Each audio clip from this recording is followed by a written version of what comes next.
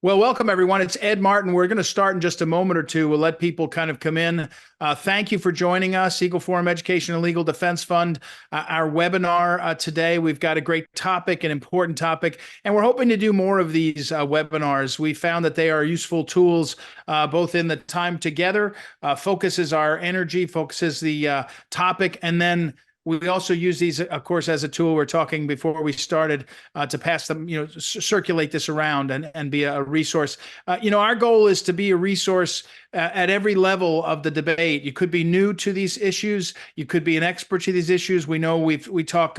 I'm broadcasting here at the Phyllis Schlafly Center on Capitol Hill, just a couple of blocks from the backside of the Hart Center and the Capitol itself.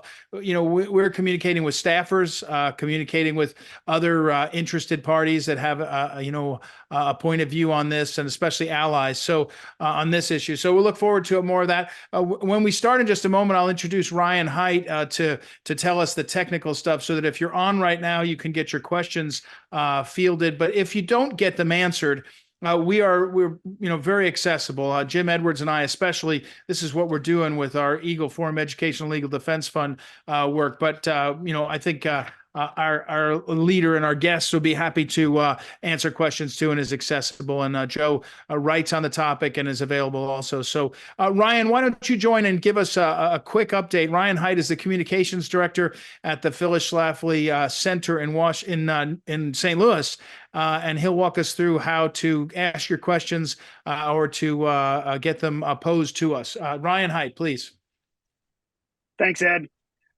Yes, like Ed said, we're going to have Q&A available here as they careen through the program, and we'll make sure that there is a point in time for that. How you do that technically, and we may repeat this because I see people still clicking in here slowly from the waiting room, is at the bottom of your screen. You will see a couple of different buttons. You can raise your hand at some point during the operation of this webinar, but the best way is to hit the Q&A button.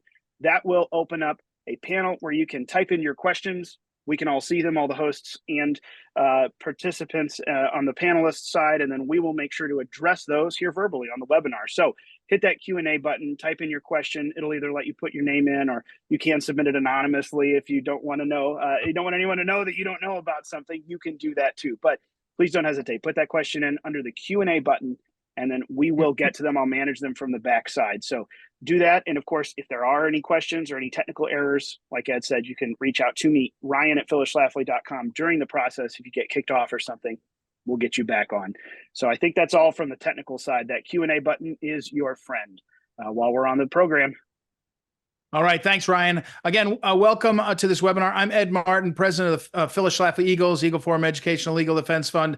We have two great panelists with us. Jim Edwards, who is our patent policy advisor, wears a lot of hats, helping a lot of different groups, but for many years now has been our patent policy advisor and is a resource to us. I also want to welcome Joe Allen. Most of you, if you know these issues, know Joe Allen. He actually served on Senator Birch Bayh's staff at the time of the implementation or the passage of the Bayh-Dole Act. When we talk about all the implementation and all these issues around the Birch-Dole Act, he's been involved in lots of the aspects, and has a perspective, and also I think has insight into what is to come. It's now, let me get it right, 40 plus years. The impact of the Bayh-Dole Act, and so we now know how it's working and what doesn't work and what works. And so this webinar, the title is Biden's Radical Change in the Bayh-Dole Act March-in Practice. And so again, Joe Allen, who has been working in this field, has expertise especially, and we're going to hear from him. For perspective for our Eagle leaders that may check in on these issues but may not be up to speed, let me give you some thoughts on this. The Bayh-Dole Act, it's a 40-plus year record of delivering practical benefits of federal research and research funds, and how they can move that into commercial products. So it's real return. It's not, this might turn into something. This is now, we know, after decades of almost 4 decades. And before Bayh-Dole, the federal government held 28,000 patents from research that it had underwritten, but the commercialization of those efforts and efforts to bring them to market were less than 5% with associated research, discoveries, and inventions. So there was a lag between getting patents and figuring out how to have that have a positive impact in the market. And, just dropping a little bit of a footnote, tomorrow is the 60th anniversary of Phyllis Schlafly's famous book, A Choice, Not an Echo. She sold 3-point-something million copies from her garage in 1964. And her real talent was communicating about important aspects of American life. And one of the things she was proudest of was communicating about patents. She wrote some incredible speeches and documents on how the patent system was at the heart of America's success. And this Bayh-Dole Act was a necessary adjustment to the patent system to make sure that we were actually utilizing what was happening to the maximum benefit of the citizens. Some highlights of the Bayh-Dole Act. $1.9 trillion towards the U.S. gross industrial output, $1 trillion in gross domestic product, 6.5 million jobs, and 17,000 startup companies. And so here we are today. And now we have the Biden administration where they're deciding that they're going to change the policy and change and really sort of unravel the structure that holds Bayh-Dole together. And so the Biden proposal, which might be my first question, Joe, for you, is to ask you to talk about that. If it takes effect, it will flip this instinct to use research dollars to the benefit of the country on its head. And so everyone should be concerned about this. So we're very excited again to have Joe Allen with us.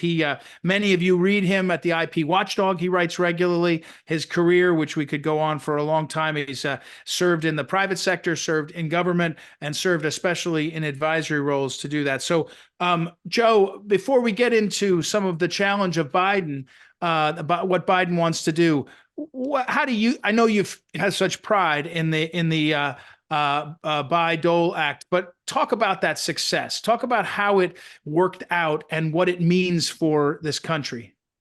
Well, first of all, I'm really delighted to be here. Thank you very much for inviting me. This really is a big deal, and I understand why people not heard about Bayh-Dole and patents can make your eyes glaze over. Yeah. But what we're really talking about is a fundamental underpinning of the U.S. economy. I mean, this is really, really serious stuff.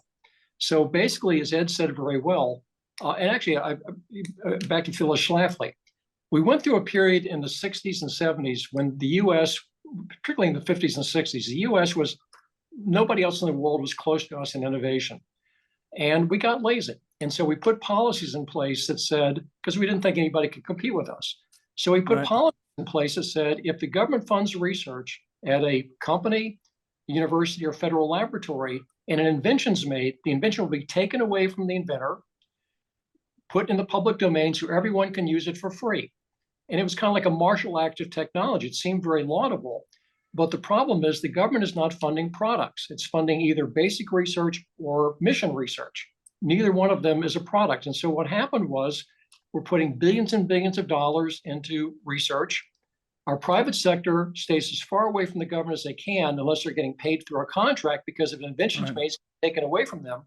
So what happened was all these inventions are piling up on the shelf because no one is going to put their own time and money into commercializing them if anybody else can just copy that. So what happened was in the 70s, that really came home to roost. We started losing technologies to the Japanese at that point. We started losing manufacturing to the Germans. And we were going to an election year, very much like this election year. And Senator Bayh was a Democrat. Senator Dole was a Republican. I was on Senator Bayh's staff. They didn't agree on very much. Right. But when we found out that as a time the U.S. was losing market share and losing, that time we had double-digit unemployment and double-digit inflation.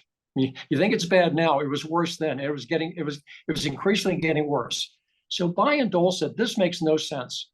In fact, we found out that even potential cures for cancer were just sitting on the shelf because, again, no one's going to commercialize something if you can't protect your investment. So what the Bayh-Dole Act did in a nutshell was it changed that whole policy. It said if a university or a federal lab or a small company makes an invention with government funding, they can own it. They can license it for commercialization. Now, again, in our system, that risk is taken by the private sector, not the public sector. No one guarantees you're going to make money. But we said, okay, if you're willing to, put your time and money into it, we'll protect your investment through a patent, through a license. And that system has literally revolutionized our U.S. economy. So this is a big deal. This is why we're beating the Chinese. The Chinese are trying to adopt Bayh-Dole to compete with us. So Bayh-Dole decentralized management out of Washington. It said the agencies will fund the research, have a couple simple rules, and then get out of the way. And like I said, that's led to a renaissance, which is leading up till today. One part of Bayh-Dole, when we started it, was, remember, this is an experiment. This had not been done before. So Congress said, we want to make sure that good faith efforts are being made to bring these things into the commercial marketplace, if at all possible. And one of our concerns was we were afraid that if a dominant company went to a university and licensed the technology to kill it, because maybe it competed with existing product, right, that would undo Bayh-Dole. So we had things called march-in rights. And there are four specific cases where the government can say, either you're not trying to commercialize the technology, or a university's put crazy terms in the agreement. Because again, in 1980, universities weren't experienced with this. You didn't have to hire the university president's daughter as a CEO. You didn't have to buy a new football stadium. Those are things that obviously we're going to stop commercialization. And the other two, we wanted to make sure that if a company commercialized something, they could meet the needs of public health or safety. So that's how march-in rights have worked for 43 years. Some people don't like Bayh-Dole. People like Bernie Sanders. Joe, can I ask you, for a layman, what does a march-in rights do? What does it mean you can do practically? Okay. Like, what does that say? All right, what it basically says is anyone can file a march-in petition. It's like a whistleblower.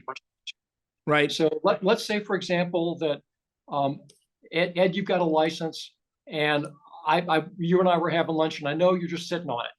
So I called the Department of Energy to say, hey, you ought to look at this license because I know Ed's not trying to commercialize it. Then the agency will have an administrative hearing, and they'll call you in and say, hey, what's going on here? And talk to the university. Well, if you don't have a good explanation, if it looks like you've had it for 7 years, you're not doing anything, the government can say, okay, we're going to force the university to license other people because we want this to be commercialized. That's what a march-in right is. But what's happened is some people want to return us to the pre-Bayh-Dole era. They do believe that patents are bad. They don't like the private sector. And so 20 years after Bayh-Dole passed, they developed a theory. And they said that the government can impose price controls. That if the government doesn't like the price of a orange or drug or whatever came out of government funding, you can go to the agency and saying, hey, I don't think that price is reasonable. And if some GS-14 at the Department of Interior agrees with you, then they can license copiers. Well, Senator Bayh-Dole immediately said that's not how the law worked. But nevertheless, the Ralph Nader people have been the main people behind doing this. They filed a series of petitions trying to have the government march in for price control. And every one of them has been rejected by every administration. Bush, Trump, Obama, Biden, and even Biden. So what's happened is, even though it's clear that's not how the law works, last December, the Biden administration, out of the blue, said, well, maybe price control is something that we can impose. So let me pause there, Joe, because I want to go to Jim to explain exactly what the Biden administration proposed, and then we'll come back around to how these things are interacting. So I mentioned Jim Edwards is our patent policy advisor at the Eagle Forum Education and Legal Defense Fund, and an expert on this stuff, especially on the players and the politics of what's going on here. So Jim, walk us through what the Biden administration has proposed, where it fits in the sort of landscape of policy, and where you think it's headed, and why, frankly, it's so important to do these webinars and talk about this subject, because as Joe alluded to, I don't know if it's I don't know if it's a goose with the golden egg, but it's close, and we're messing with the goose here in a big way. So tell us what the Biden administration has proposed, Jim. Well, thank you, Ed. The proposal is, as Joe implied, you've got these march-in rights in the law, and they're very narrow, they're very specific, and they only are break in case of emergency type situations. So this is none of which has anything to do with the price of the end product. Okay, so just an aside, you've got the patent the university gets, they transfer that technology by way of a license, usually an exclusive license to some startup or company to commercialize it. That company takes the responsibility to turn that patented invention into some kind of commercial product. And so if they're in good faith working toward that commercialization and getting a product made, developed, and on the market, then the public gets benefit out of that. So there's no exercise of a march-in required at all, or allowed even. So whether the proposal is to do something that would be interpreting march-in rights in a manner in which the product price is taken into consideration. So somebody files, here's a new drug just like a few years ago, there was Harvoni, I think was the first one for hepatitis C, and it's actually a cure. Everything previously had been a treatment. This was a cure. And it was, like $100,000, somewhere short of that at the time. And so the outcry was, well, this is too expensive. So people moved for march-in on these kinds of things. And there they are, unable to use march-in legitimately based on the product price. The product price is based on a lot of things. And you're talking 20 or so years after the actual invention, perhaps 10 to 20 years. So Jim, let me private investment. Let me stop you and ask this. So what did Biden say they want to do in terms of concretely? They basically want to define the march-in rights in such a way that you can get to price. And the obvious thing is price controls, right? Yes. Yes, so it's a price control mechanism. And the way it goes about it, and Joe, feel free to jump in if I misstate, is it says you take into account whether the price is reasonable. Is it a reasonable price or other terms that are not reasonable?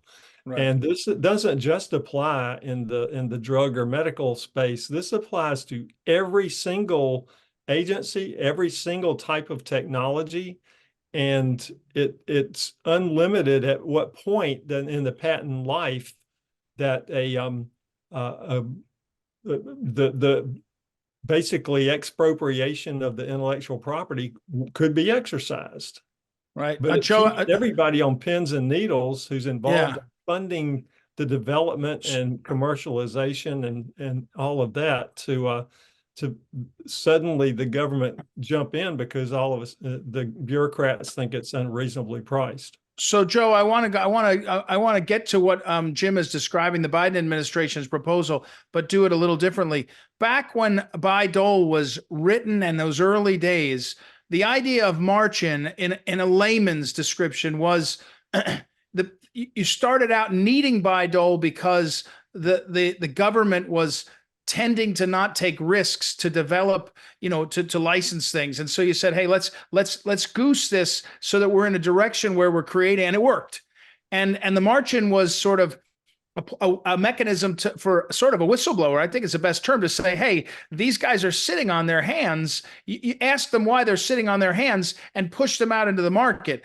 So did Bayh-Dole intend to, I know the answer, but the extension of a mechanism for sort of bureaucratic management is almost the opposite of what Bayh-Dole seems to have intended. Am I getting at both the origins and the implementation? It is the direct opposite. Again, the purpose of Bayh-Dole was get Washington out of the way. And the central thesis of Bayh-Dole is no one knows better how to manage a technology than the people that created it. And so Bayh-Dole decentralizes that authority out of Washington, except for 4 instances. Now, remember, this is 1980. We put guardrails on the system because we wanted to make sure, as you said very well, that people really were trying to commercialize a technology. And most times they're not commercializable, either for the market. I mean, this is a high risk endeavor. So most times even a promising invention is not going to make it for different reasons. But the purpose of margin rights is to make sure that in all good faith, people are working together from the university, federal lab, and industry to bring something to the marketplace. And if they're doing that, or if they've done it, then Washington has no say in it. And so what this is trying to do is these are the people that want to undermine Bayh-Dole. So now Washington is a complete driver, because in addition to what Jim said, there's no definition in the law, because we never intended it, of what is a reasonable price, nor in the guidelines. So our system is driven by small companies. Small companies commercialize 70% of all university inventions, and they have to get venture funding. What VC is going to invest in Jim's company, if it looks like if he's successful, somebody can say, I don't like the price, and then a competitor can take it away, even a Chinese company. And so that's the danger. You're pulling the plug out from under Bayh-Dole. You're killing small businesses. And as we can discuss in a minute, this will have no impact on drug prices for another reason that's become apparent now. So it's doing irreparable harm and no benefit.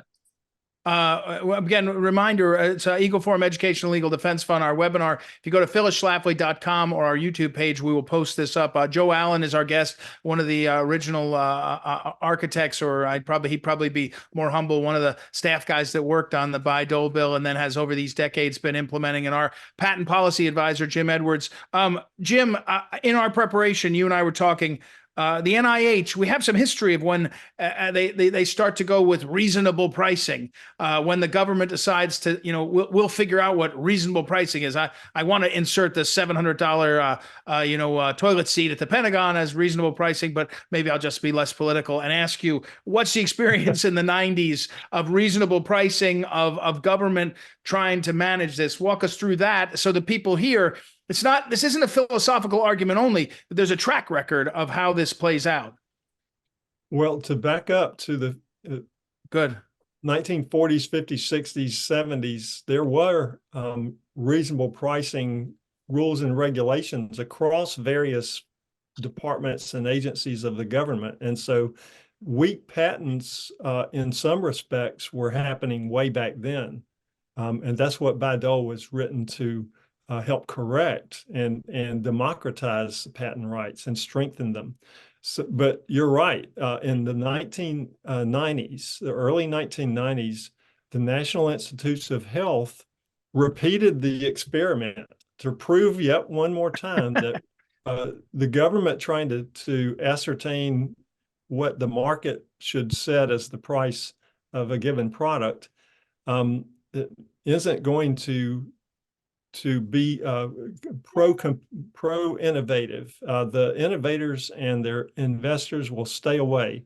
The NIH put in a reasonable pricing clause in its cooperative research and development agreements. And when that happened, that addition of the reasonable pricing clause, you saw a marked drop-off in companies taking up those agreements. There were a precipitous hesitation and a precipitous fall in signing the contracts with that term in it.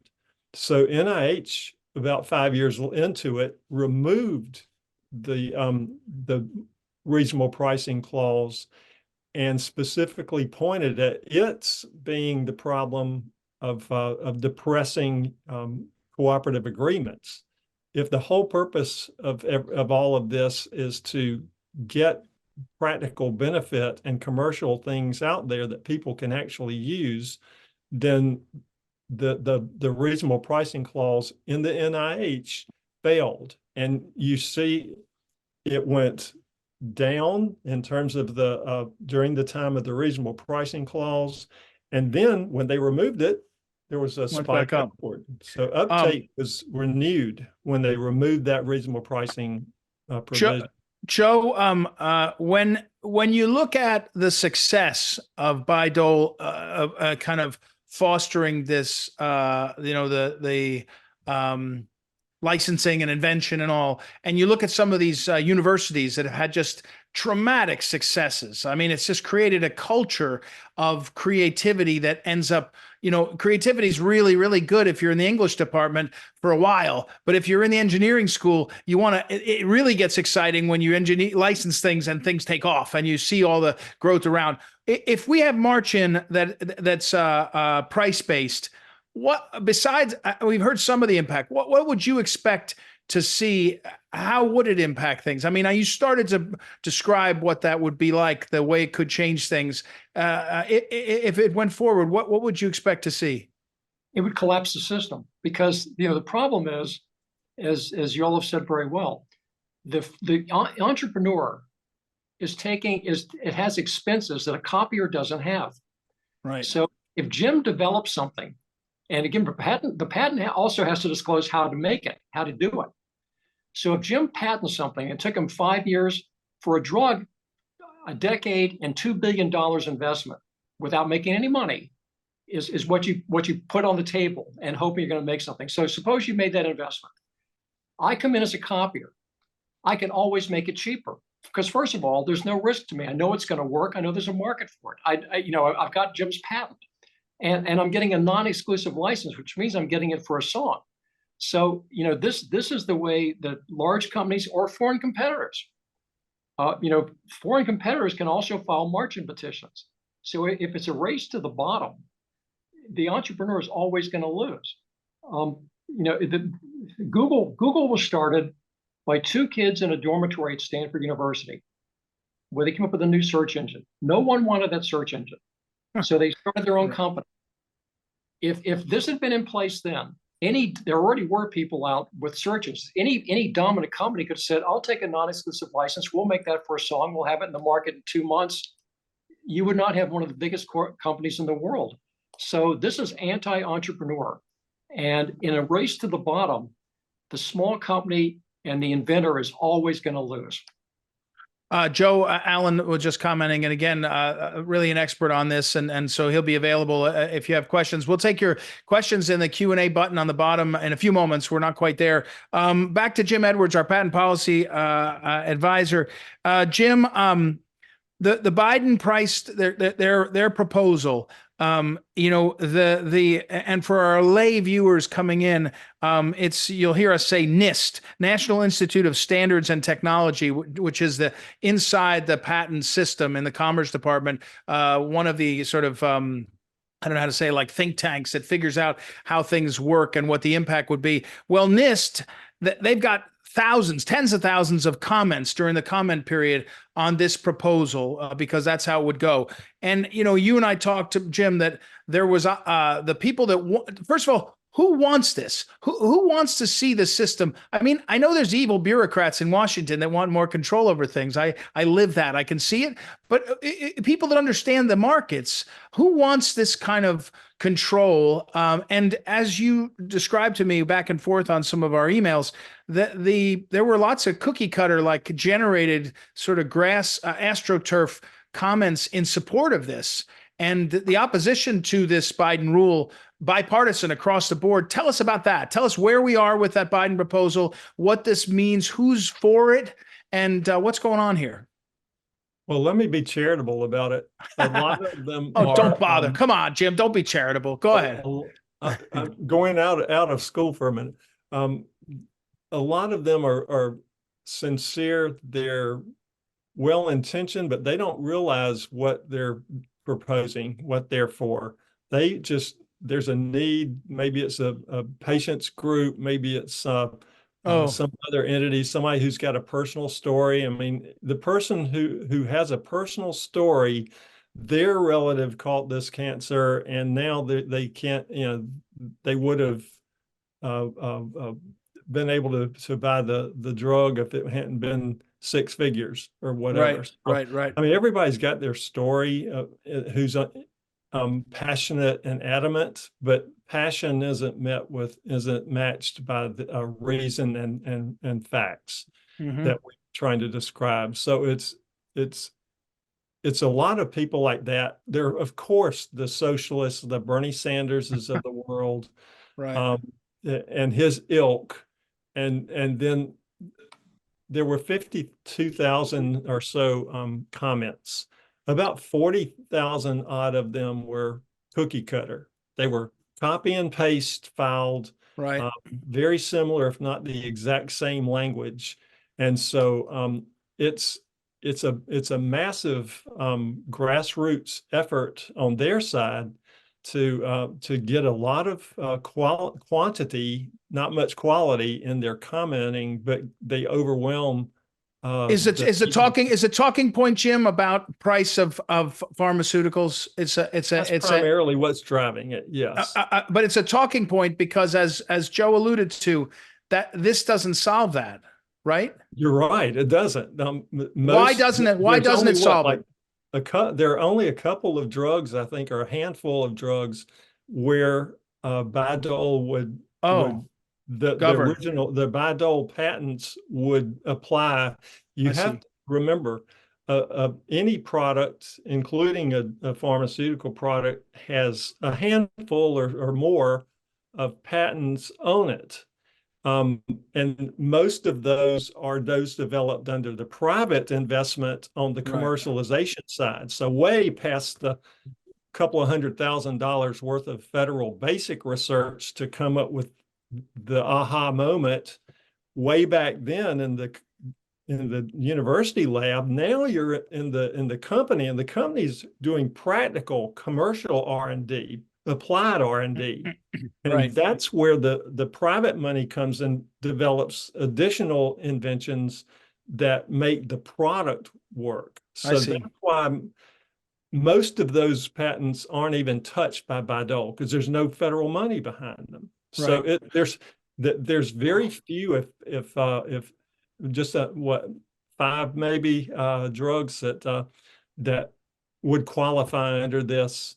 Okay. And so most other things, there may be more exposure. Joe, did you want to jump in? I think you commented on that earlier, and especially Joe. Again, you had to pass this. You had to be part of a team that passed a Democrat and a Republican working together 40 years ago, and the people saying don't mess this up are bipartisan. They're all sides of the aisle. They're small business as well as big business. Talk about that a little bit, please.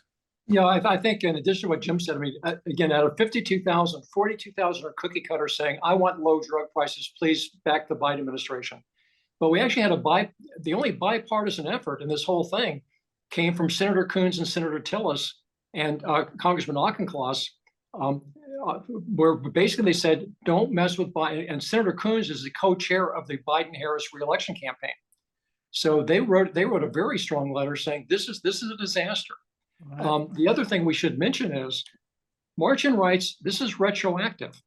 So this standard, if you commercialized something 10 years ago and you did in good faith, you would still fall under the standard where somebody can say, I just don't like your price. But as the other thing, I think the Biden administration has really been shocked by the degree of reaction against this. Patient groups have come out against it, venture capital people, but most surprisingly was the generic drug industry, who would be the people you think would benefit, are opposed to this rule. And the reason they're opposed to it is even the copiers have costs.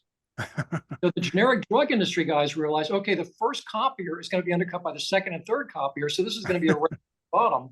And I think the Bernie Sanders, Elizabeth Warren people were really shocked to have the generic, and I was surprised, to have the generic drug industry people who you think would be the beneficiaries say, don't do this. What they said was it's going to stop commercial. It's going to stop anybody developing a drug. So, it's a disaster. Joe, one group that I wonder about, if you've got a major research institute in your state, and every state does, some have multiple, shouldn't this be like a 5-alarm fire for those guys? Because and gals, I mean, you're Texas A&M or Virginia Tech, or I would think those state universities would be wild, saying, "Whoa, this is a driver for us. You're messing with the driver here." Well, they are. They have been. I think it's one of the reasons why. I think that's one of the reasons why the Biden administration is wondering what they got into. Okay. Because again, just like as you said in the beginning, most people don't have much background on this. Right. So they were under intense pressure from Bernie Sanders, who chairs the health committee that oversees NIH, who said, "Look, I'm not going to even confirm the new NIH director until you put price controls on." So I think they thought they had an easy answer here, a great campaign slogan, we're going to lower drug prices. Then when they got into this, they realized, oh my God, this is a disaster. It's not going to lower drug prices. But now they're hearing from people across the board, including universities, small companies, historically Black colleges, anybody who's involved in commercialization, venture capitalists. David Kapos, who was Obama's head of the patent office, Right. under President Obama, said he's advising his clients now, federal funding is toxic. Stay away from it. Huh. So, this is serious stuff. So you're talking about in an election year. The one thing that Bill Clinton said, which I think politicians are well to remember, is the economy stupid. Yeah. And this is a stupid idea, which is harming the economy, which I think that hopefully is becoming apparent now. Jim, I think I cut you off. Did you have something to follow on that? Just to add, I mean, this has brought out a lot of diversity in terms of those opposed to this cockamamie idea. And that includes folks I hadn't even considered, but when Joe had a Hill briefing, and here's a guy in the audience I met who is with the Research Park group, the group that's sort of, I guess, the trade association of all the research parks. So like the Research Triangle in North Carolina and all that. Right. And you've got people who have institutional existence because of Bayh-Dole and the innovation ecosystem that it's created. So every part of that, and then the fact that Joe said is for sure there is a lot of bipartisan opposition. There's been several letters from the Hill going, and recently one from Jim Baird, Congressman Baird of Indiana, and it was premised on to committee members of the Science, Space, and Technology Committee. Jim, what is the timeline here now? You said NIST has got 52,000 comments. Is comment period still open? When is a decision coming? Is there any hope if you say to yourself that, likely maybe Bernie Sanders is not chair of a committee next year? Where are we on all that? Well, the comment period closed about 2 or 3 months ago. So it's the review process that the White House has put out the word apparently to all government agencies and departments to speed up and get anything and everything out they can, regulatory proposals before the 60 legislative days before the end of the session. Okay. And so you're looking at sometime probably late May or so when that will be the clock ticking, because at that point the Congressional Review Act, the new Congress, could come in and repeal some of these 11th hour regulatory moves, including this.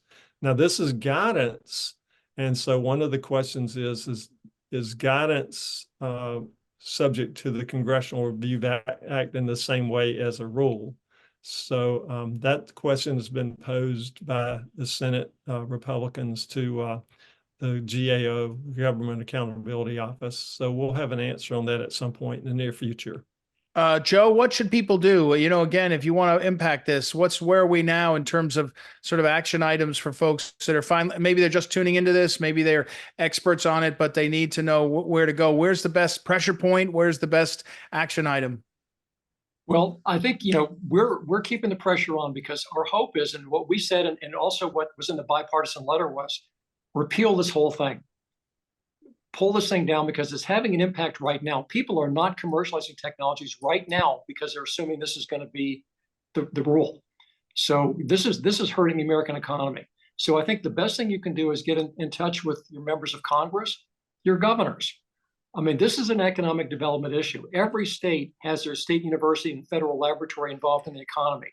Every state wants to get startup companies. If you want to give a gift to the Chinese, this is it. So I think we just need to have in plain English, this is a disaster. It does no good. Again, it cannot lower drug prices for the reason that Jim said. And the irony is now Bernie Sanders and Elizabeth Warren are now conceding that it won't lower drug prices. So guess what their new idea is? The government should seize privately owned inventions. So, you know, these people are, you're not going to placate them. This has to be pulled back. It can't be jury rigged. It does no good at all. And you really can see that what the other side is really after is the government runs the economy.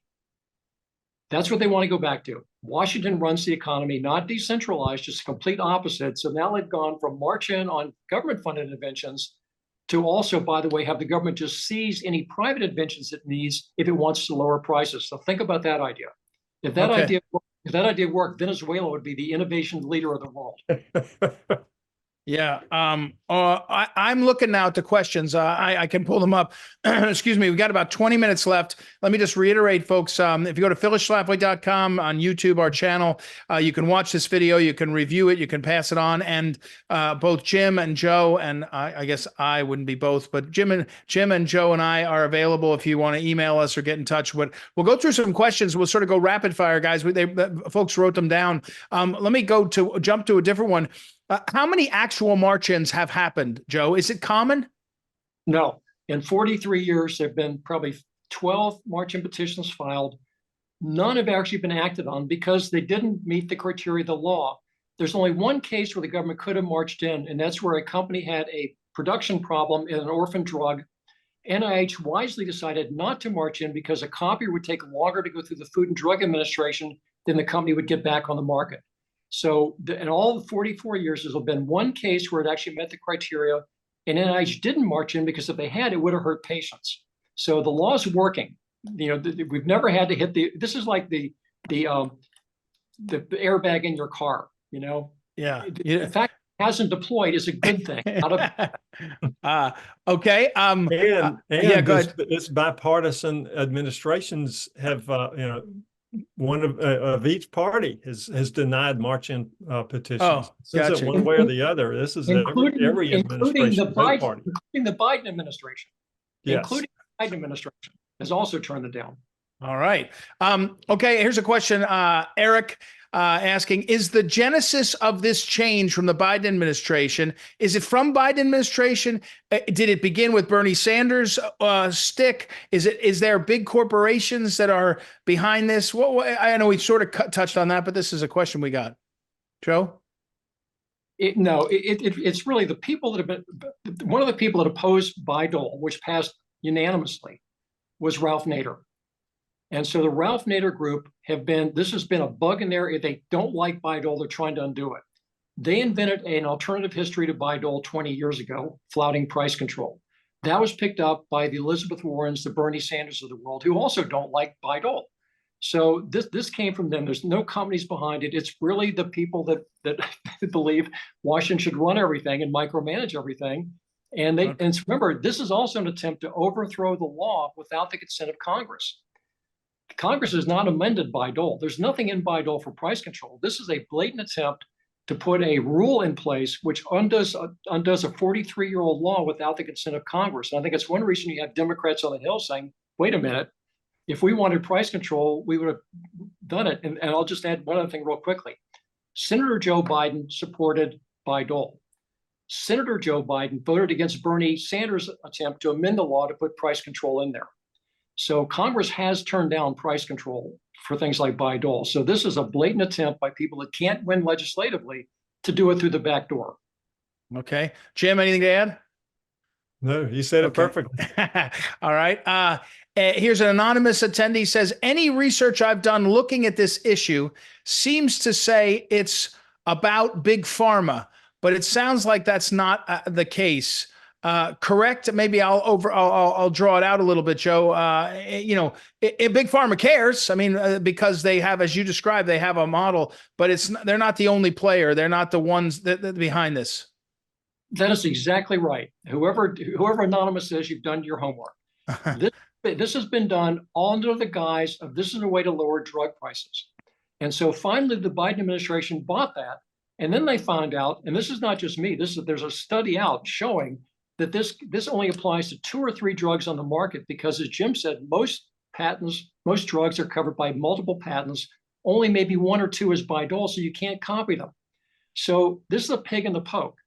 But what it does do, it applies to the small companies making new batteries, making new agricultural products. It applies across the board. And those are the people that would be killed by this because their patents do cover their products. So you're not hitting big pharma, but what you're hitting are battery makers, people making new, Honeycrisp apples came out of Bayh-Dole, barcodes came out of Bayh-Dole. You're killing the small companies because their patents would be covered by this, whereas big pharmas are not. And this applies to those small companies that get the small business technology transfer grants and the SBIR grants to commercialize usually something that's mission oriented of the agency or department. So DOD or Energy Department or wherever. It's all across the board. Well, and on behalf of the pork producers of America, I thank you for using pig in a poke, Joe. That's always helpful. I like to hear it. Now, here's one. The reasonable pricing by government sounds like comparable worth. That was fought against in the past. The idea of government deciding comparable worth, reasonable pricing, and this anonymous, another anonymous says the market knows comparable worth, the market knows reasonable pricing. That's right. The fact is, there's no definition of reasonable pricing in any of the instances in the proposed guidance. So this is open to interpretation widely by any and every bureaucrat in any and every federal department or agency. This is completely arbitrary. And that's one thing. If you're going to do this as a guideline, you at least ought to put in there, what do we mean by this? Define it. Give me some definition, because what entrepreneur or what venture capitalist is going to put $1 billion of their money into something which is not defined, which can be taken away from you?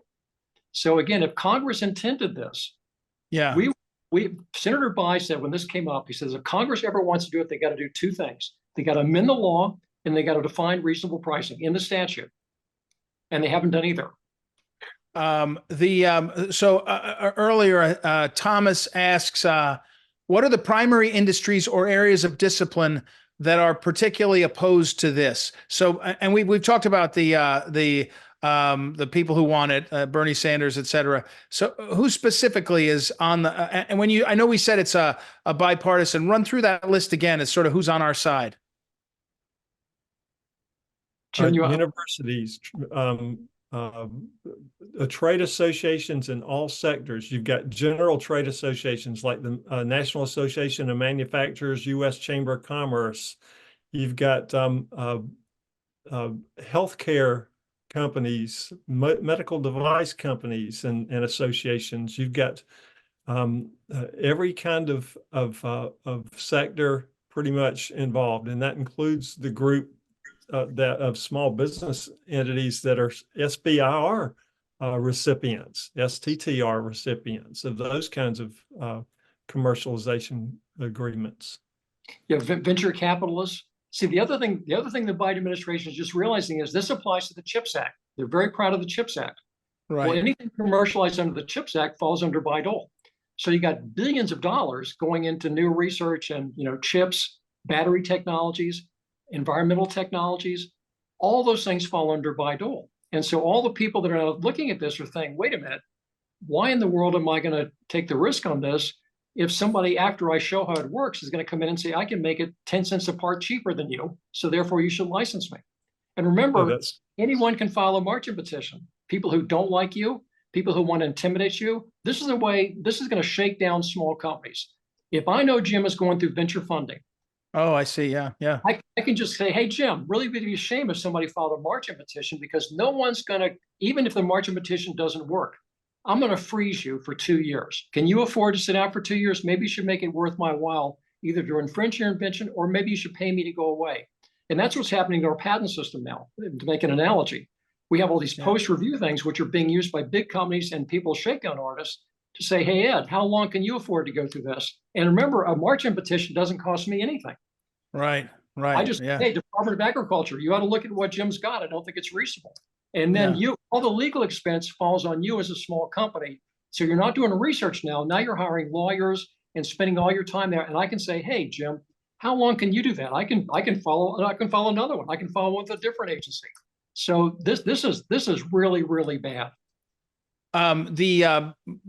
Jim Edwards, you're going to be very pleased to know one of our viewers has said, "Thank you, Jim, for using the word cockamamie and bringing it back one webinar at a time." And so I think this is time for a Georgia Bulldogs advertisement that Jim will launch into as usual. But here's a serious question: what actions can we expect from Congress?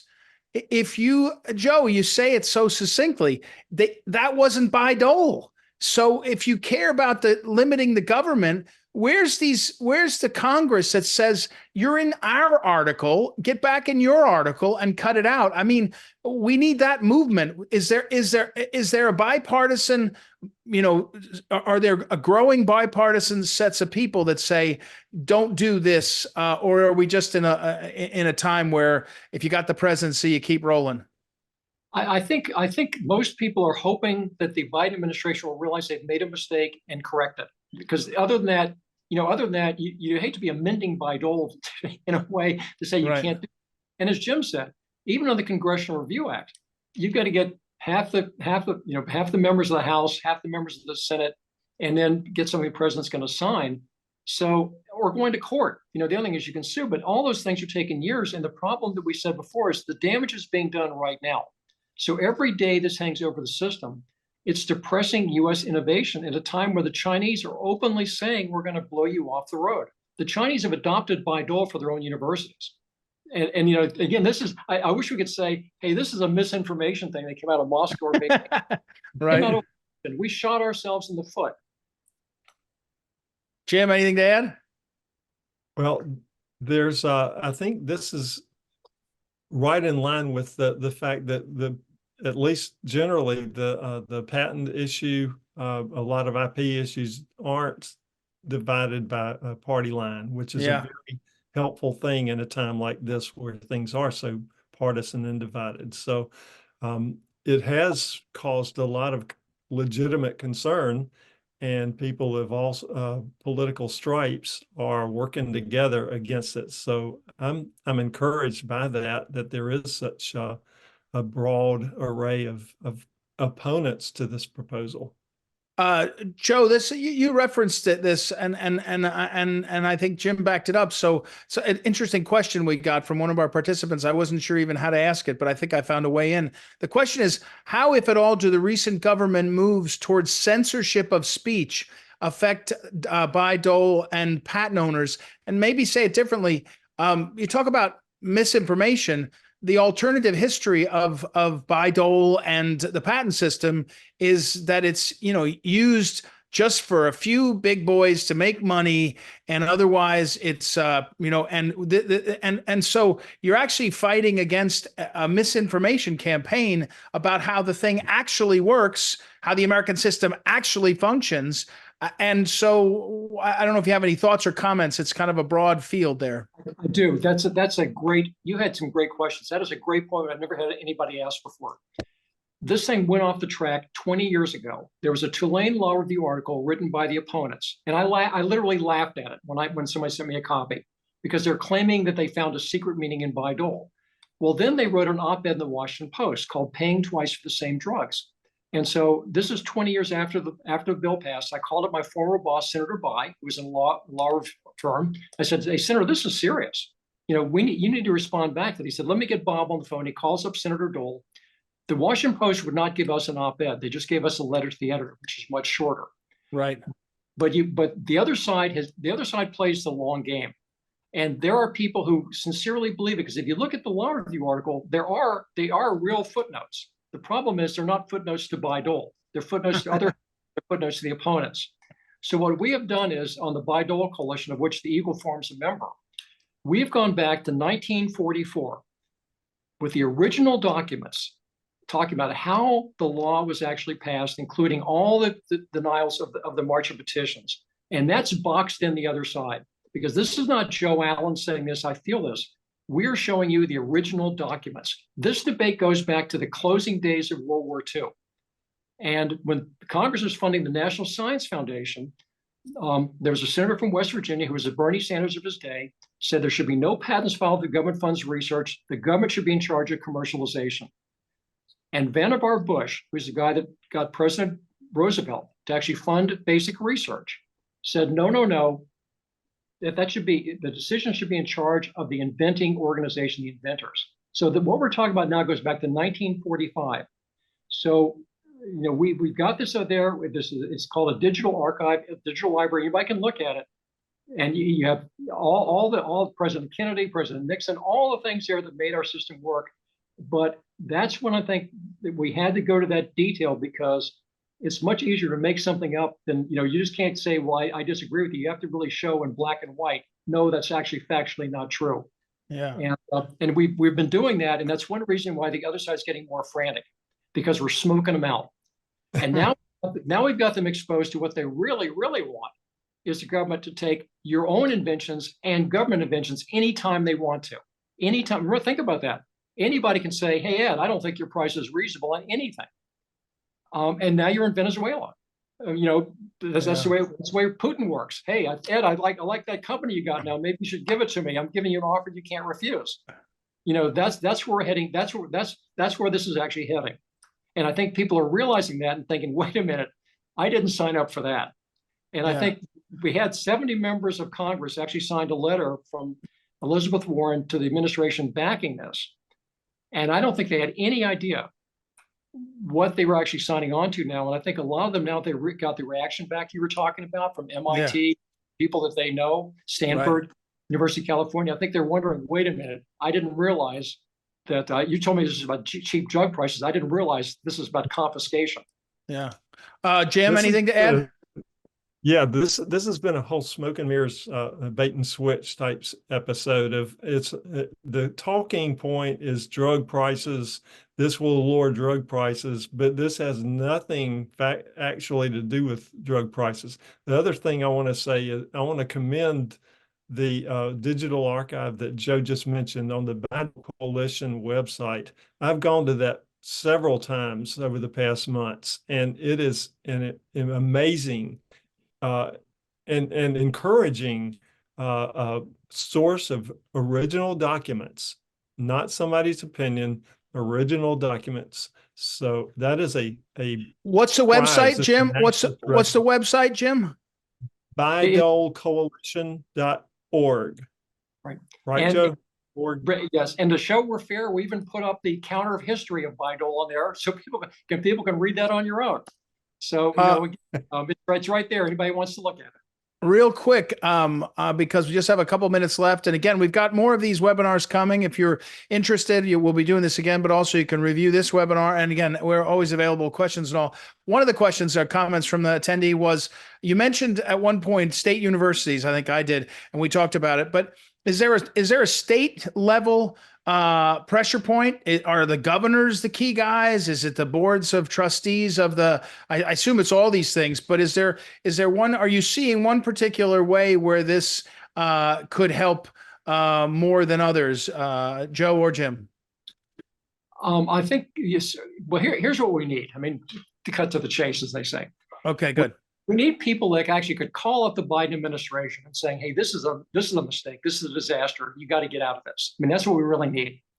And obviously Democrats are, a Democrat calling is a little bit easier than a Republican calling since we're in election year.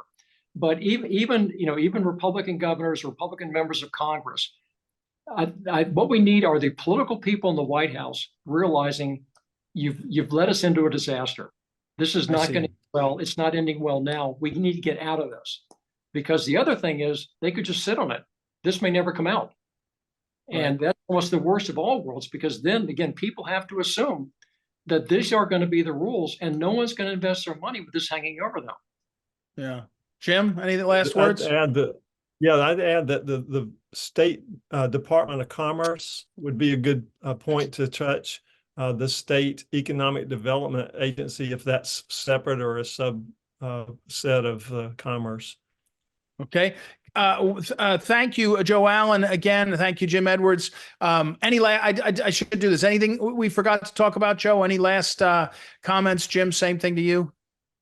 No, but I'll tell you, these are some of the best questions. I've done this a lot, and I think these are some of the best questions you ever had. So congratulations to your members. You all really had your thinking on and obviously understand what we're talking about.